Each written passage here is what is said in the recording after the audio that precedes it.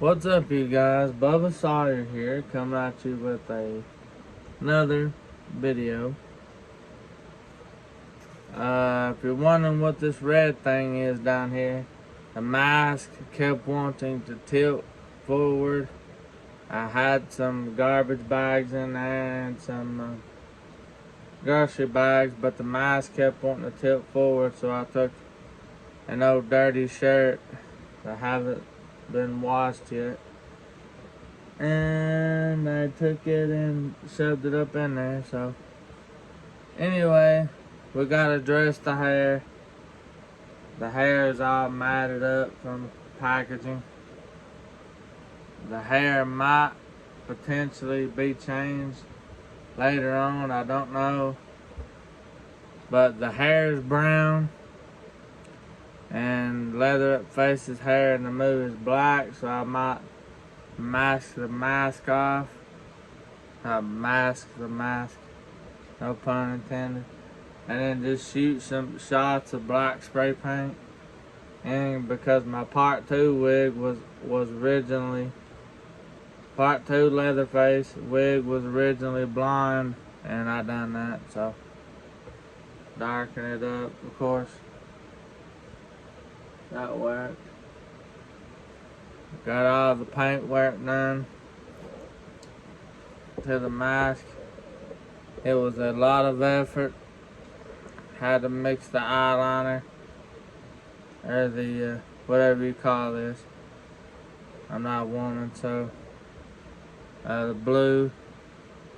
I had to mix that. The in-store Family Dollar got these acrylic paints, but if you paint them on thin and stipple them with a sponge, your paint won't crack.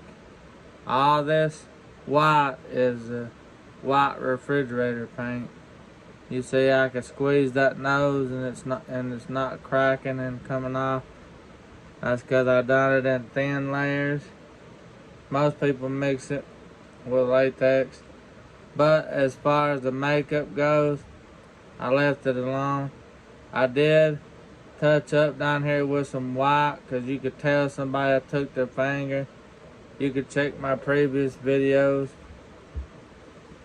because this mask was awful when I got it. It was horrible. I do a lot of work to it. Then there goes that stupid crap again, where the mask is wanting to look down. But anyway, what the point of this video is, you take you some it where it's shiny, where it's been painted. So the point of this video is, you take you some baby powder, cornstarch, or flour. I didn't have no baby powder or cornstarch on hand, but if you take a lot amount of flour on a sponge, rag, or one of those brushes that you lather up to shave with. I had one of those somewhere and I don't know what happened to it. But you just deliberately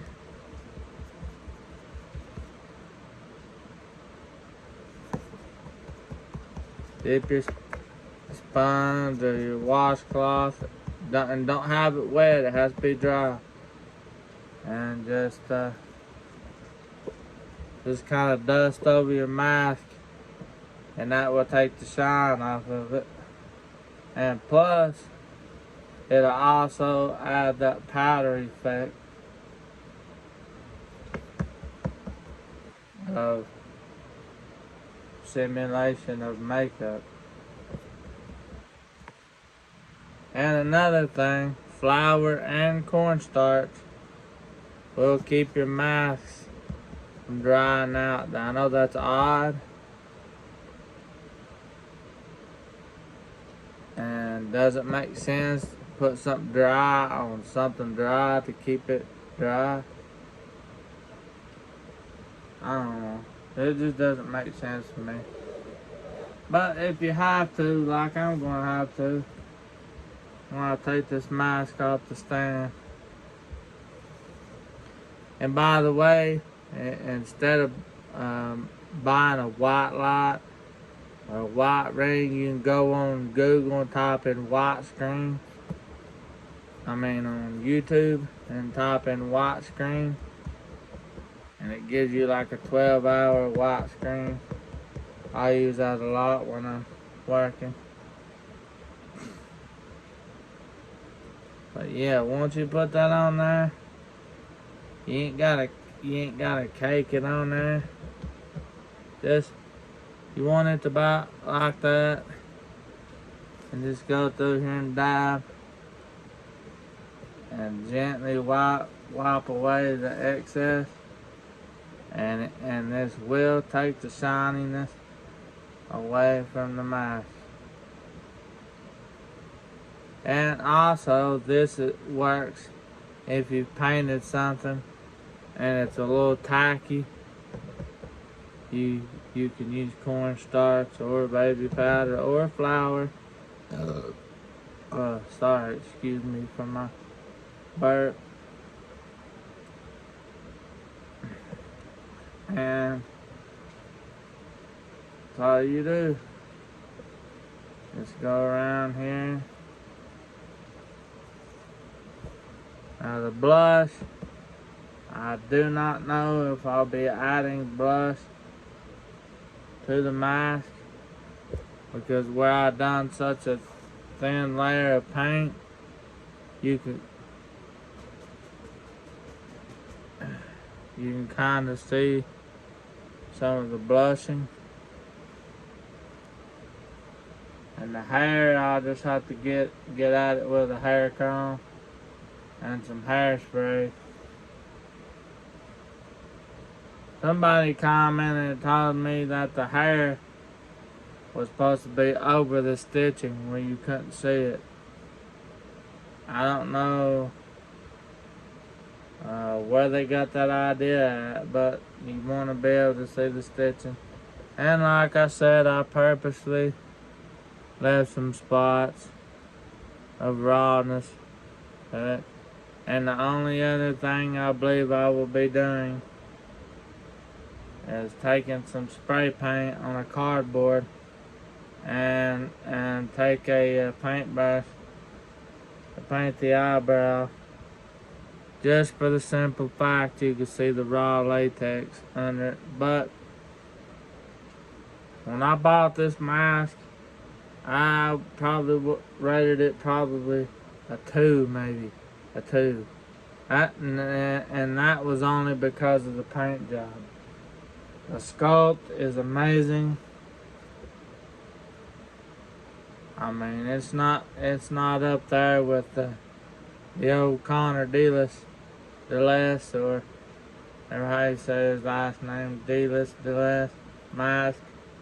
But I think Gunnar Hansen would approve of this mask. Pretty nice. I do not know if I will be adding any leather straps down the side. I might. I don't know. But there's the mask. Looks 100% better. Way, way better than it did from the beginning. So there's that. And just throw in a quick tip. I got this paper towel holder at Goodwill for $1. I spray painted it black, and say you put your bags in there.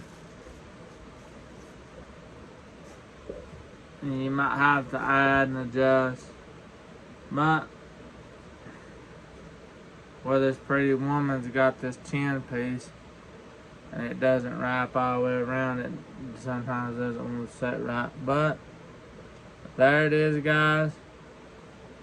The update of the Pretty Woman mask. It probably took me, I'd guess, an hour, maybe. It didn't take that long. Probably 45 minutes to an hour to bring this mask back. But if you've got a pretty woman mask and you're scared to touch it, like some people scared that they'll mess it up, contact me, comment, let me know, get up with me, and you can send them to me and I'll paint them. But I do not make the actual mask. But if you want to buy blank, sometimes some people, they'll sell you blanks at a cheaper price. That's what I used to do. I'd get the blanks and then I'd do them myself. But let's get a little close-up shot of the pretty woman mask.